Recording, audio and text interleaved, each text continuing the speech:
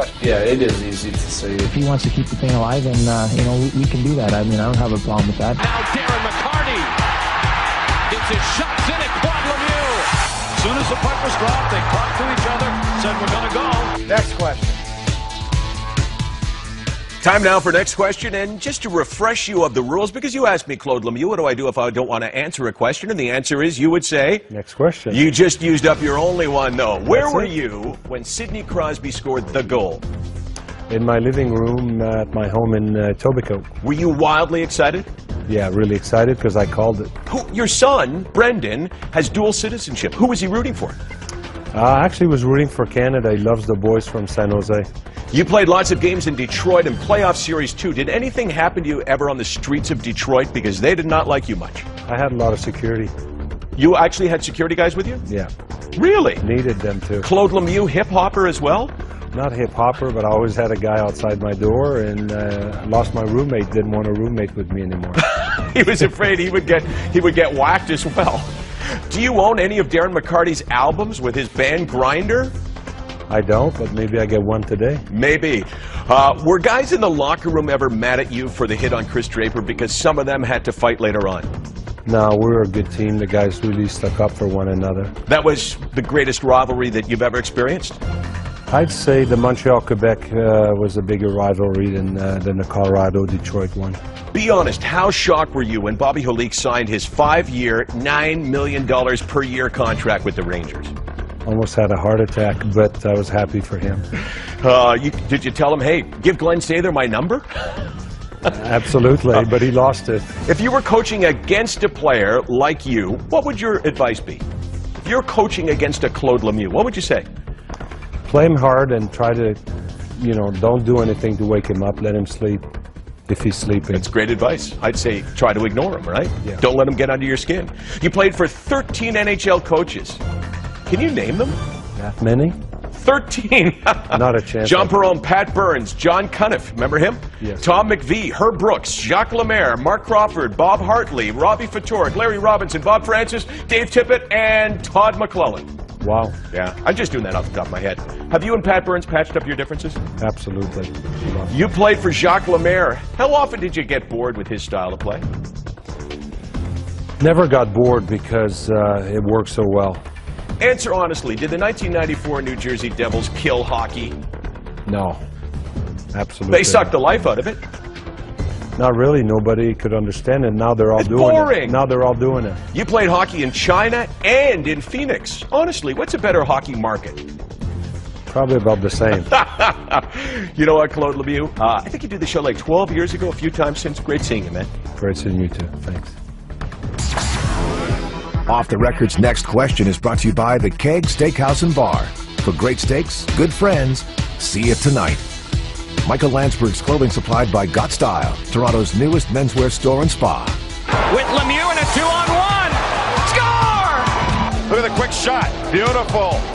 By Lemieux, he's got 2. Claude Lemieux, the super pest in the hair of everybody he's ever played against. Gets a shot. And another one. Score! Claude Lemieux. Up it goes to Lemieux again. Scores! This guy loves to play in the playoffs. The Lifeline Trophy goes to Claude Lemieux. 13 years later, Darren McCarty, Claude Lemieux, never done a TV show together until now.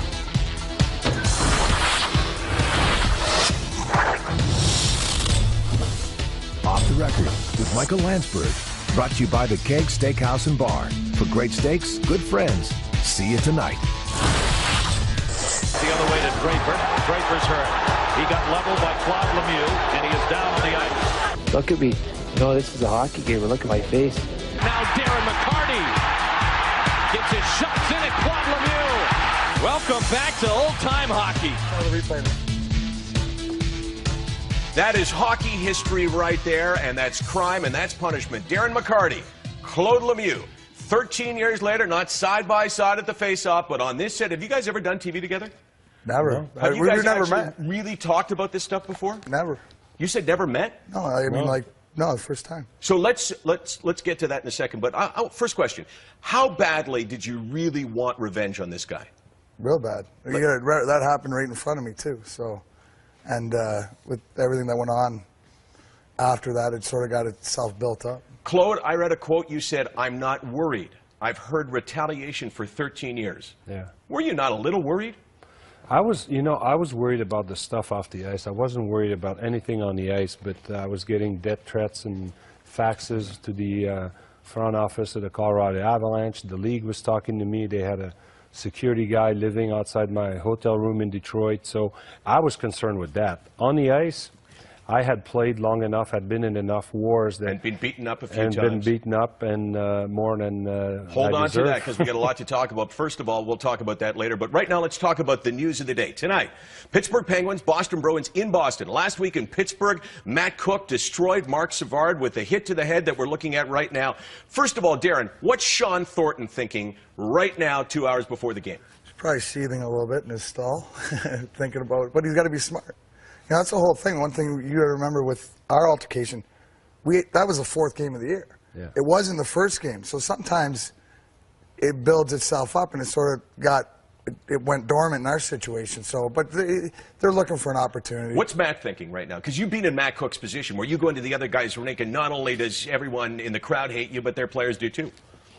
Well, he's thinking that they're going to come after him, and you know, if I had to give him advice, I'd say get it over with. And with me, as Darren said, it was a 4th game. My first game back, the teams had faced each other twice, but I didn't play. My first game back, really nothing happened. I offered Drapes if he wanted to settle up or get an opportunity or whatever in Denver. Nothing took place. I figured, you know what, maybe knowing Scotty, maybe he didn't want anything to happen now. Maybe he just wants to wait for the playoffs. Scotty Bowman. Yeah. Scotty Bowman, that is. And I thought maybe there's a strategy. Maybe nothing's going to happen at all. And I wasn't really prepared for what took place. So what I'm really interested in is you were talking about what's happening off the ice. Colin Campbell has said he's going to be there. Terry Gregson says he's going to be there as well. And somehow they're trying to, I think, you know, flex their muscles to intimidate the players. Does this make any difference at all to anyone on the Boston Bruins? I would think not. You know, you're sticking up for your brother, your teammate. You know, you're not going to do something stupid, but you're going to try to want to settle the score, you know, the way that hockey's been settled over years. It's always been like that. So you don't care if Colin Campbell's there? No, not at all. Because at the end of the day, it's a team sport. You got to stick up for your brothers, for your teammates, and you got to do what's right and within the rules of the game of hockey. So let me ask you this. Within the rules of the game of hockey, that's interesting, because the rules of the game of hockey as applied to that hit said it was legal. Colin Campbell said, I can't suspend him, I can't fine him because he didn't do anything wrong. Does that change how the Boston Bruins would see it? Well, no. No, because your guy goes down, whether it's a clean hit or not. You know, guys, you'll see guys get destroyed by clean hits and guys going to stick up for each other, but that doesn't change it. It's going to change it a bit, because you wouldn't have avenged his hit if it was a legal hit, right? No, probably would have. You know, not at that moment. You know, it depends on the whole situation. I don't think that. I think there's 2 different situations. You want to see what's wrong or what's wrong in the game, and the problem they have these days is guys don't have respect for each other. You know, a clean hit or whatever, but you see all guys. There's no way to command respect. In the old days, imagine, you know, Gretzky, best player of all time, how did he survive? How would he survive in today's game? Nobody could protect him in this game. Right. You do something, the wrong timing, and somebody that's not willing to stand up for himself, you're going to get 5, you're going to get 10, you're going to get game, you're going to put your team in trouble. The rules are in place today to really, for the top players to be chased around the ice and not get the respect they should. Right, we got to go to break, and when we return, we're going to talk about, you know, you guys stared at each other, right, the face-off? Do you remember that? The opening face-off in Detroit? I think that was my birthday. That was the year after. Right. Look at him right now. You look at him. Do you remember what was said? I did all the talking. Don't tell us what you said. I tell can't. us. Yes, you can. We can beat when we return. All right.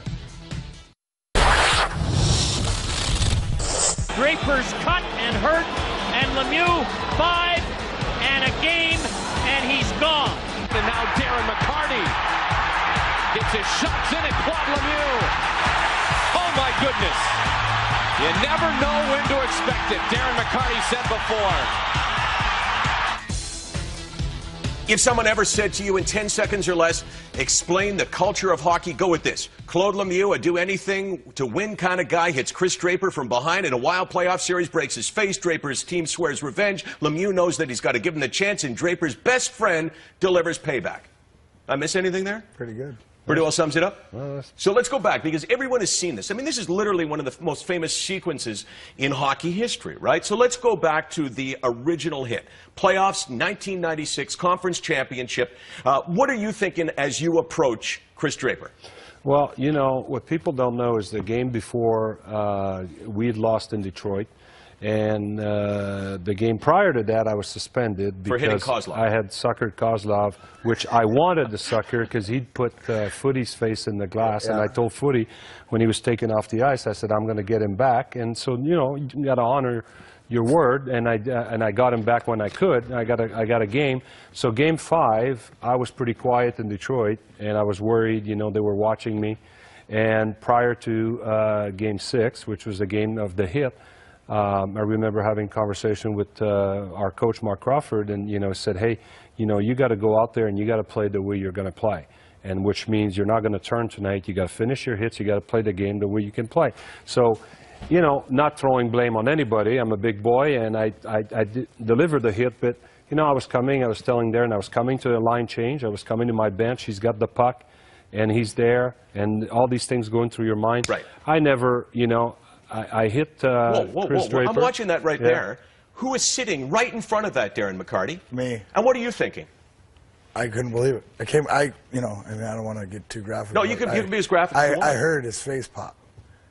And I was right there, so I was like this. He's your best friend, right? Yeah. You were his best man at his wedding? Yeah. So this is not just a teammate. Like no, this is personal, this is right? like, yeah, this is like a brother. Did you take that personally? So. Oh yeah. Yeah, and we didn't know how bad it was till after, but, you know, I was the guy who carried around the pliers because he had his mouth wired shut for 8 weeks in case, you know, so when he started to eat that, you know, he wouldn't throw up in his mouth and choke, so, yeah, we're pretty tight. And you talked, I'm sure, with him about saying, you know, I'm going to... Never. Never talked about it? No. You never talked to Kris Draper and said, buddy, I think right after that happened, you know, whatever, I said, don't worry, I'll take care of it. And that was all. We never talked about it. So after game 3, you as you say, suckered Kozlov. Yeah. The Detroit team bus is leaving, right? Yeah. And Scotty Bowman opens the door, and what? He challenged me, started yapping, and I was walking out with my wife and my baby son, Brendan, and What'd you do? I couldn't believe it. Here's the hit, right here. Yeah. There it is. And that I met. And this was calculated, and I saw him as a perfect timing, and it hurts worse with the glove on too. Trust me, because when Darren suckered me in the other event, he almost knocked me out. That's why, you know, people said turtle, but I had no chance. Okay, but before we get to that night, one sec. Yeah. You actually went on the Detroit bus and challenged Scotty? Yeah. Because, you know, I mean, again, to me, what's on the ice stays on the ice, and if we don't draw the line, then when is it going to end? You can't live in peace in your own home. You're going to have people knocking down your wall, and it's got to stay on the ice. And I always had the utmost respect for Scotty Bowman. I went further. I challenged him on the bus, and the next day, it's a small world at McNichols Arena. We came face to face because I had a meeting with the NHL and. Over a conference call. I came out of Pierre Lacroix's office, and there was Scotty, and there was nobody but Scotty and I face to face, the small hallway, and I said, you want to yap? Now this is the time. Right. There's just you and I. And obviously I would never take advantage of an older person, but, you know, he walked away, and it was a good move. Now, be honest with me, Darren McCarty. Yeah. Would you have enjoyed watching Claude Lemieux and Scotty Bowman duke it out? No. No? No. Everyone who plays for Scotty wanted to see him get his ass kicked. Not me, man. I really? Loved him. He made my career, and... so were you on the bus, by the way? I don't think I was. Oh, okay, because I was going to say, that would have been... But there were a lot of guys that stood up real quickly, and, you know... It was, from what I heard, it was really quick. Yeah. So, the brawl, we'll get to it in a second. Let's go to break beforehand. But the brawl... which, as you say, people accused you of turtling, but you say that you were hurt. And then the next season, at the face-off, face-to-face. Shall we talk about that? Sure. Sure. All right. I'm good. Well, I was talking about it anyway. All right. When we return. This is awesome. This will be a big show for you. Yeah.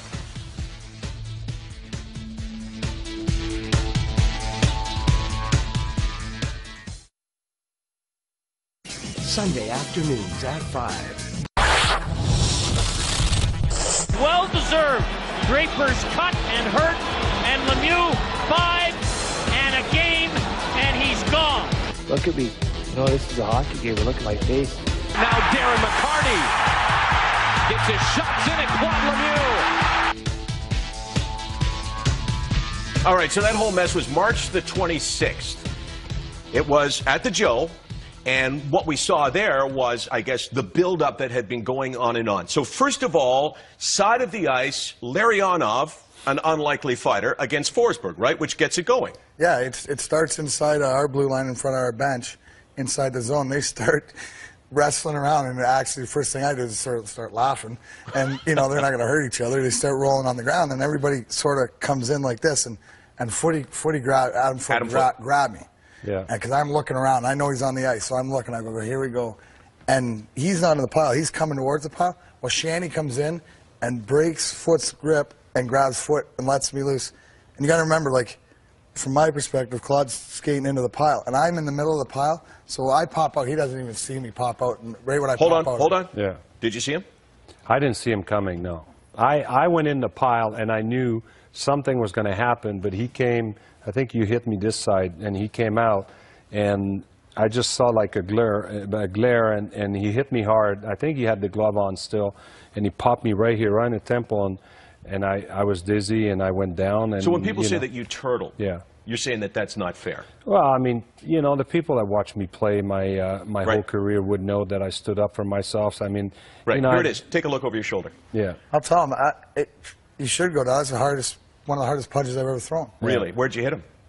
Like we said, side of the head. And then he kneed me here. When I lost my helmet, that's the bump I have on my head. Every time I get my hair washed, they say, what's that bump? And he kneed me, and he, you know, got away with it. But, you know, there was so much stuff going on. And to this day, I never held grudges against Darren McCarty, because to me, he was the ultimate teammate. He stood up for his teammate. That's what you should do in hockey. And I was, you know, I was tired of hearing about it. But as far as Draper, I mean, I didn't hold anything against Kris Draper either, because he was the wrong place at the wrong time. Hold on. No? What sense of logic would you apply to say you could hold something against Kris Draper? Let me tell you something. In I forget what year, I got my face broken in 3 pieces: nose, jaw, eye bone, cheek bone. Okay, Gord Kluzak, elbowed right in the head. My face went like this. I hit the side of the board. How can I hold anything? He tried to hit me hard. I came in an exactly similar situation. Kluzak's coming, and I decided to go this way, right? And this side, I mean... Did he apologize to you, Kluzak? No, and I wouldn't expect him to, because it's the game of hockey. And I knew the media wanted me at the time to, you know, send a written apology. Right. I knew there was nothing. Guys do that It was too late. You know, guys do that all the time. It doesn't mean anything. It's too late.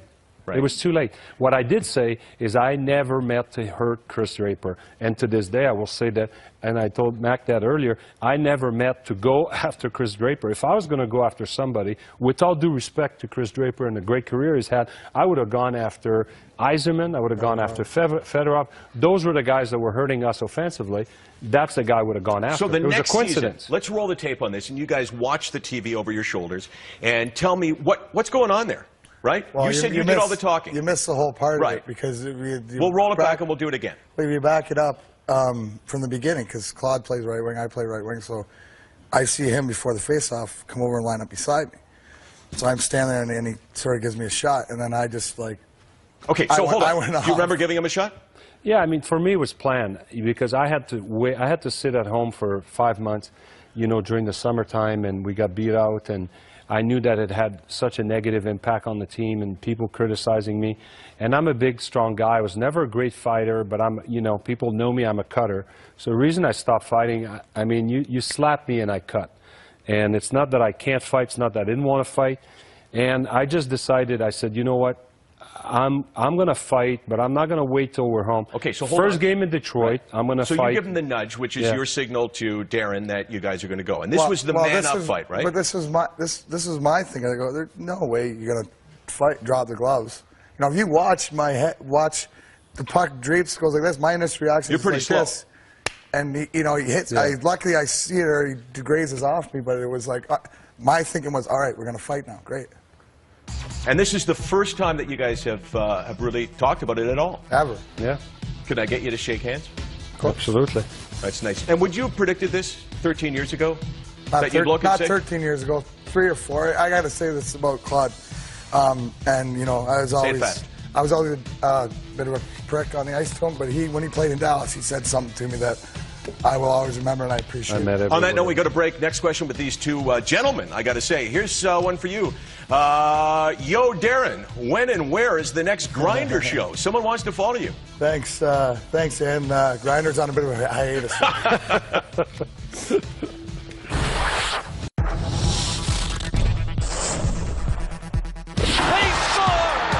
McCarty centered it, and Wall was moving out. Fleury to Lemieux, they score!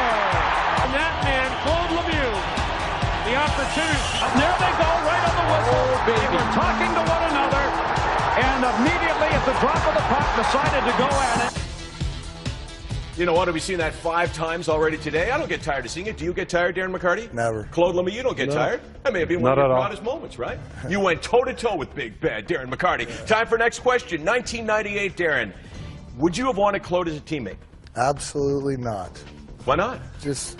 I just still had a lot of hate. You know. Would you have wanted him as a teammate? For sure. Yeah. Now, here's a question. If you would have been traded to Colorado, how would you have dealt with him? I would have stuck up for him just like I do the rest of the guys I played with. Whose jersey has a better chance for both of you of being retired? Darren's in Calgary or Claude's in San Jose? Claude's in San Jose. Let me ask you this, and this is a poignant question. What the hell's wrong with Detroit this year? Nothing right now. They're starting to get her going. Yeah, I know, but that's the short term. Yeah. Are you not shocked they're in 8th spot? Not with the injuries that they've had to succumb and stuff. It's like always injuries, right, Claude? No, they've had a lot of injuries, and they're missing a few guys that are gone, that are not there anymore. It's going to hurt them a little bit. Oh, quick answers here. Okay. I love that. I had to cut you off. You gonna happens once. Are you going to get revenge? Claude, how much sleep did you get the night before your first game against Detroit after the hit? I always sleep well. I got plenty. When you jumped, Claude, you ended up in front of the Red Wings bench, right? Yeah. And right in front of Kris Draper. Was he yelling? I don't even know. Did you plan that, though? Take him over to the bench? Hey, you want to blame anybody for starting that? You look at Forsberg and Mariano. They started that whole ordeal, so... Darren, what did you think of Claude's performance in Battle of the Blades? Awesome. It was great. Really? He did a great job. I would never get out there and do it, but... Well, maybe you're next. You did a good job. Yeah, thank you. Better goalie fight for both you guys, Wah Vernon or Wah Osgood? Wah Vernon. Yeah, that was a good fight. You gotta love goalies fighting. That was that. They both were good fights. They went at it. You played a lot with Patrick Wah. What was the worst you ever saw him lose his temper? Oh gosh, Patty had a temper, so he lost his temper more than once. He many occasions. I can't think of one. Well, you think about it for a second. You give me, in the meantime, your best Dominic Hasek impersonation. My name is Dominator. I like to play goalie. Who's the dirtiest player in the game today? Jarkko Ruutu. Yeah, he's pretty dirty. I kind of agree with you. How about if I said don't go with Jarkko Ruutu? Anybody else? Well, Avery is up there. I mean, he stirs it up, and he can be nasty. All right, before we wrap it up, tell me, one time Patrick Wah lost his temper. He lost his temper in the playoffs. I remember, I think it was '98 actually, against Edmonton, pretty bad. No tempers lost today. Got to say, for me, real thrill. Darren McCarty, Claude Lemieux. Thanks, guys. Good to be here.